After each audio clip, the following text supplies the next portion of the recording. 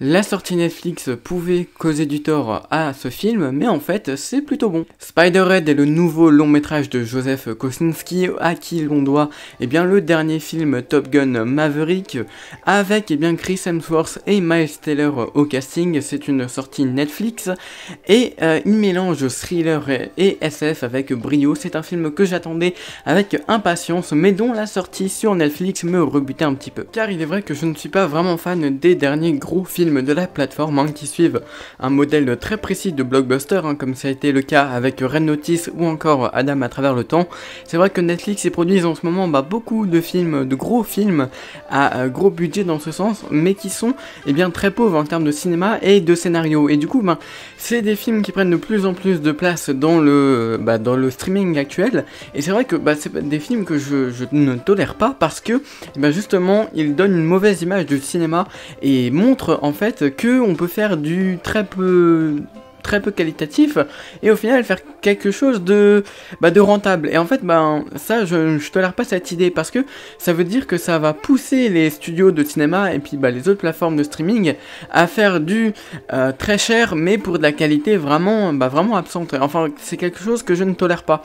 Et je m'attendais un petit peu à ça de la part de Spider-Head, parce que c'est vrai qu'on avait tous les éléments pour avoir ce type de film là. On avait un très gros casting avec des très gros acteurs, un concept assez original, pourquoi pas, mais qui serait pour moi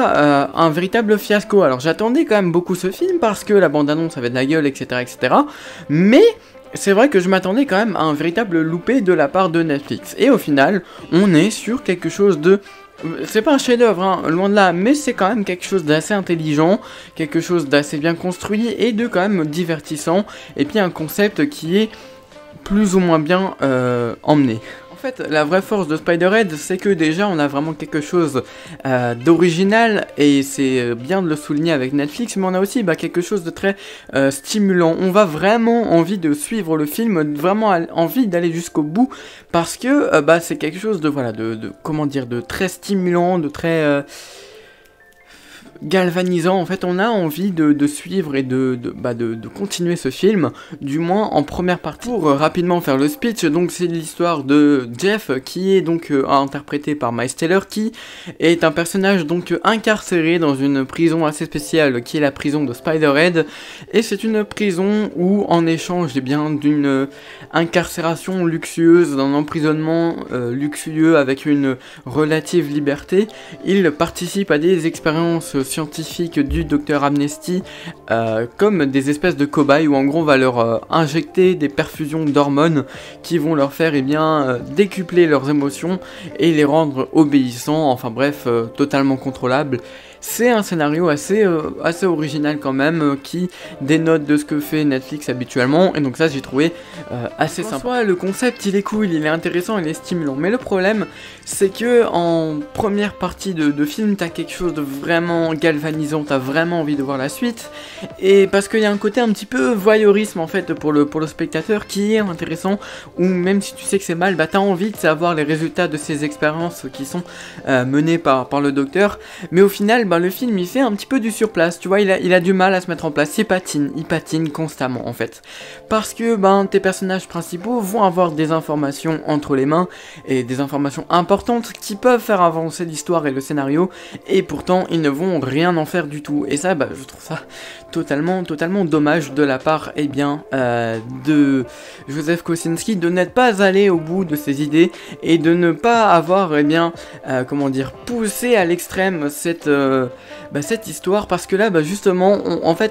Netflix a l'impression, du moins j'ai l'impression que Netflix sait qu'ils ont un concept de cool, que ça va intéresser, que ça va galvaniser le public, et que du coup ils ne font que ça, et puis ils vont mettre de côté tout l'aspect scénario avec une écriture, des rebondissements, etc., pour nous mettre juste ce côté fun. Alors en soi ça pourrait le faire, ça pourrait être tout à fait sympathique, et à la rigueur ce serait que ça, je comprendrais l'idée, mais dans ce cas ne nous mettez pas sur des fausses pistes, ne nous donnez pas des informations qui en fait ne vont servir à rien et que nous on n'aura pas. Après, ça reste un divertissement réussi, et ça c'est surtout de la part de Joseph Kosinski, donc qui est le réalisateur, parce que ben c'est l'homme idéal pour faire ce genre de film. Pourquoi pas? Parce que Joseph Kosinski, c'est un petit peu celui qui arrive à mêler cinéma et gros divertissement, hein. On l'a vu dans beaucoup de ses films, alors bah comme dit récemment avec Top Gun Maverick, où il a fait un boulot exceptionnel de venir mélanger ce travail de faire du cinéma, rendre ce qui faisait l'essence de Top Gun à ce côté gros divertissement qu'on recherche actuellement en 2022, mais on l'a aussi vu sur Oblivion, on l'a aussi vu sur Tron Legacy, enfin bref, il est capable de faire du gros divertissement tout en gardant une certaine idée du cinéma. Et ça se ressent un petit peu moins dans Spider-Head, néanmoins cette idée elle est toujours présente, et c'est toujours intéressant de voir Kosinski là-dessus. S'il est un petit peu en déclin de ce qu'il a l'habitude de faire, j'ai trouvé quand même que le taf n'a pas été trop mal fait, même si ça est bon, le taf ok, c'est un petit peu moins de ce qu'on attendait peut-être de Joseph Kosinski, mais bon, après tout c'est un film Netflix, on sait que les réalisateurs n'ont pas forcément carte blanche sur la plateforme, et que la plateforme décide beaucoup de ce qu'elle veut montrer dans ses films, donc ça donne aussi une explication là-dessus, hein, sur le fait que Kosinski n'est peut-être pas à la hauteur de ce qu'on attendait, mais néanmoins, je dirais pas qu'on ressent une touche de Joseph Kosinski, parce que Kosinski n'est pas un auteur, il n'a pas sa propre... comment dire, sa propre vision du cinéma, enfin c'est pas un auteur, c'est pas quelqu'un qui va avoir sa propre touche cinématographique, néanmoins il est capable de faire du bon taf, et quand il fait du bon taf on le voit. Là c'est un petit peu en déclin et ça se ressent, et on sent que Netflix a eu la patte dessus, mais néanmoins je veux dire c'est quand même divertissant, il y a quand même quelques idées de cinéma qui sont à retenir, donc en vérité il a plutôt géré pour un film Netflix. Et c'est la même chose pour le casting du film, avec un Miles Taylor plutôt au top pour ce rôle. Et justement, ça fait aussi bizarre de le voir, Miles Taylor,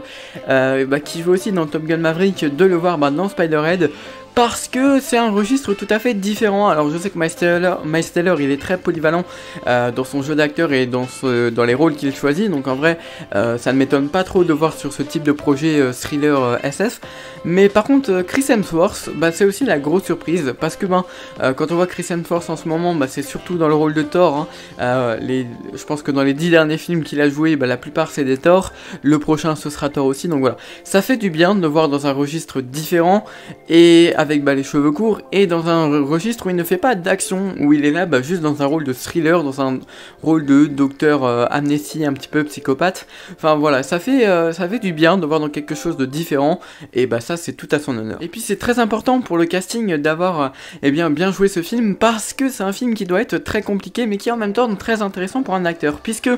c'est un film où tes personnages vont changer d'émotion du tout au tout suite à ces injections d'hormones, et donc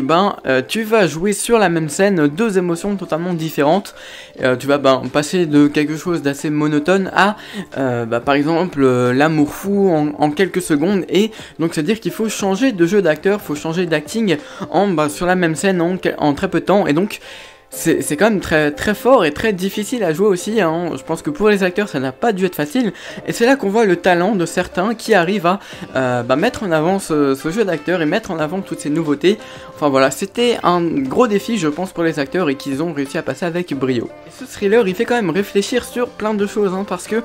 ça reste de la science-fiction, hein, donc des injections d'hormones pour contrôler des émotions, mais le truc c'est que ça peut être réaliste, ça peut être rationnel, c'est à dire que c'est pas impossible que dans un futur proche, dans 10-15 ans, il y ait des hormones qui soient vendues un petit peu comme des drogues, où tu vas tomber amoureux facilement, où tu vas avoir peur, où tu vas avoir des hallucinations, enfin des hormones un petit peu comme des drogues, hein. C'est pas impossible en fait, et c'est ça que quand tu essayes de rationaliser ce film de science-fiction, tu te dis c'est possible, et du coup ça te fait réfléchir sur l'injection d'hormones, sur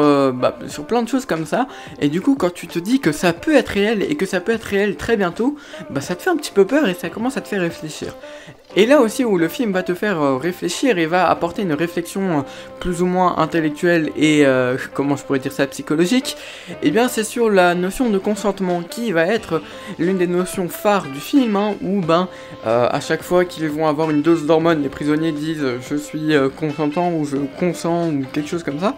Enfin bref, on les attend pas forcément sur sur cet axe-là, et pourtant c'est très bien fait, c'est-à-dire que tu vas avoir toute une réflexion qui va t'être apportée par rapport au consentement, alors au consentement dans le sens global du terme, hein, pas que sur le consentement sexuel, mais sur toutes les choses, hein, sur, eh bien, est-ce que pour une certaine incarcération luxueuse, toi spectateur, tu serais capable d'être consentant à participer à des expériences dont tu ne connais pas les tenants et les aboutissements, et surtout à t'injecter des produits, pareil, des produits qui peuvent être dangereux dans le corps pour, soi-disant, une incarcération plus luxueuse et une certaine idée de liberté, je sais pas, enfin bref, ça t'apporte plein de réflexions comme ça qui sont très intéressantes à voir. Et ces réflexions, elles sont intéressantes parce qu'elles gardent quand même une certaine idée de divertissement, c'est-à-dire que tu vas voir quelque chose de plus ou moins intellectuel dans un film qui divertit quand même et qui est assez sympa. Enfin bref, Spiderhead, c'est un film plutôt divertissant qui va t'apporter plus ou moins des notions de questionnement sur plein de sujets, qui va perturber sur ton public et le tenir en haleine, du moins en première partie de film, parce que c'est vrai qu'en